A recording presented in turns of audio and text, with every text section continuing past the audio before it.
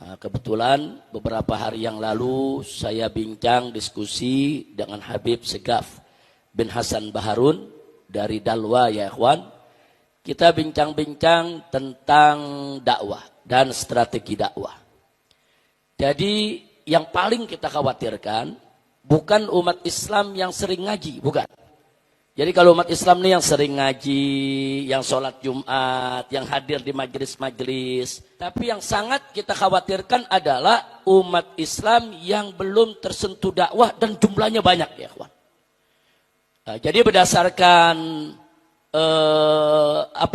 bukan sekedar gagak pendapat, tapi juga satu penelitian. Pada saat saya ada di penjara selama 1,5 tahun, begitu juga Habib Hanif mendampingi saya di sana, kita diletakkan di blok narkoba. Itu boleh dikatakan hampir 95%. Semuanya mengaku belum pernah tersentuh dakwah. Bahkan pada saat saudara kita ajak mereka puasa di bulan Ramadan, apa mereka bilang? Ini anak-anak muda ini, yang umurnya masih produktif, yang 20 tahun, 25 tahun, 27 tahun ya ikhwan. Apa mereka bilang? Habib, kami seumur hidup kami nggak pernah puasa.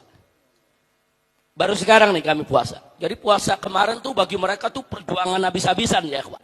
Jadi mereka nggak pernah menahan haus, nggak pernah menahan lapar. Nah nggak sampai di situ. Apalagi sholat 5 waktu berjamaah, jangankan 5 waktu berjamaah, sholat 5 waktu sendiri aja nggak pernah. Nah jadi kita lihat kenapa, kita tanya kenapa mereka nggak pernah sholat, padahal mereka orang Islam, KTP-nya Islam, keluarganya Islam. Salah satu jawabannya karena nggak ada yang ngajak kami, Habib. Nah, ini jadi persoalan. Kami mau ke masjid malu, kami mau ke majelis malu, dan nggak ada yang ngajak kami. Nah, akhirnya mereka bergaul di tengah masyarakat, bergaul dengan lingkungan. Akhirnya ada yang terkena narkoba, bahkan jadi kurir narkoba, ada yang jadi bandar narkoba, dan seterusnya, dan seterusnya. Nah, dari sini kita bisa mengambil pelajaran. Alangkah indahnya kalau kita nih semua yang sudah tersentuh pengajian, mau sama-sama berdakwah, mengajak mereka ya ikhwan. Nah, jadi jangan dakwah itu hanya dijadikan beban di tulang punggung para habaib dan para kiai. Tapi dakwah itu harus menjadi tanggung jawab kita semua. Nah, Anda berdakwah itu enggak mesti Anda hafal Quran, Anda hafal hadis, enggak. Anda berdakwah itu enggak mesti Anda menjadi ulama dulu, ngerti agama, baru berdakwah, enggak. Anda mengajak saja nih satu orang yang enggak pernah ke masjid, kita ajak ke masjid. Itu sudah dakwah yang luar biasa. Orang yang enggak pernah ngaji, kita ajak untuk dia ngaji. Itu sudah satu hal yang luar biasa, saudara.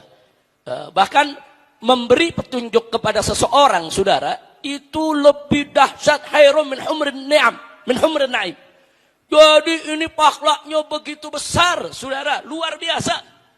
Nah, karena itu saya mau ajak di sini ya ikhwan. Yuk kita kasihani saudara-saudara kita yang belum tersentuh dakwah. Makanya jangan kaget kalau sekarang kita jumpai di kita punya negeri KTP-nya Islam, ngaku orang Islam, tapi enteng dia menghina Allah, enteng dia menghina Nabi, enteng dia menghina ulama, enteng dia menghina yaitu para habaib, saudara. Enteng, kebanyakan dari mereka memang gak tersentuh dengan dakwah. Ya, kita akui di antara mereka ada yang zindik, ada yang munafik, yang sebetulnya paham soal agama, tapi memang dengan sengaja menistakan Islam. Tapi banyak di antara mereka juga para pengikutnya ini yang terhasut, saudara, dengan pemikiran-pemikiran mereka memang gak ngerti Islam. Jadi bagi mereka kalau bergurau bercanda tentang Allah itu biasa-biasa saja. Bagi mereka bergurau bercanda tentang Nabi itu biasa-biasa saja. Karena mereka belum terkena sentuhan agama, sentuhan dakwah. Kesian ya ikhwan. Mereka itu saudara kita. Mereka itu adalah bagian dari tubuh kita. Kesian. Bahkan saudara kadang-kadang ada yang bercerita. Di dalam blok narkoba sana cerita, Habib, padahal saya punya adik rajin ke masjid. Saya punya adik ikut pengajian. Cuman saya nggak pernah diajak. Saya mau minta diajak malu. Nah, jadi perasaan-perasaan malu seperti itu masih ada menghinggapi mereka. Padahal mereka nggak mesti malu untuk hadir di majelis-majelis. Dan ada lagi yang punya keluhan, Habib saya pernah ke masjid. Tapi begitu ke masjid, orang-orang nggak mau dekat saya. Loh kenapa? Badan saya penuh tato. Nah, jadi ada kadang-kadang dicibir. Sekali ke masjid dicibir, ya besok-besok saya nggak berani ke masjid lagi. Nah, hal-hal begini ini menjadi problem kita bersama ya ikhwan. Nah, karena itu dalam rangka saya berkali-kali menyerukan untuk yaitu melakukan revolusi akhlak. Ayo, salah satunya adalah mari kita jadikan revolusi akhlak ini sebagai gelombang ya ikhwan.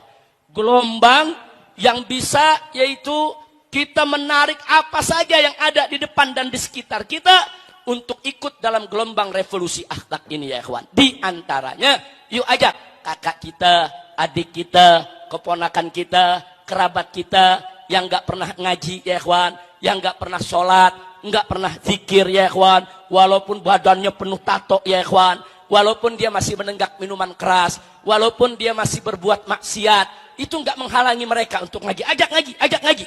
Soal dia belum mau berhenti maksiat itu soal lain. Yang penting ajak ngaji dulu.